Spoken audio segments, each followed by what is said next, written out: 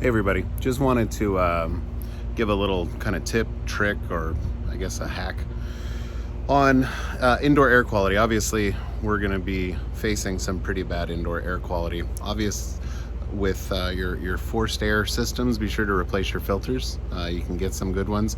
Also, most modern day furnaces have what they call a fresh air intake, and it looks like one of these on the side of the house. And what it does is it makes the furnace bring outdoor air into the home to improve the air quality of the home. So you can't shut yourself up and not have fresh air. However, during these times, it's a good idea to close your damper or cap them off. You can either cover them, and don't do this for a long time, but during these few days it'll be okay. You can cover them. Mine's located up there. Or you can check your system and see if there's a damper control on your actual furnace. So the damper, so you'll be able to see if you have a fresh air tube. See this little standalone tube right up above my head.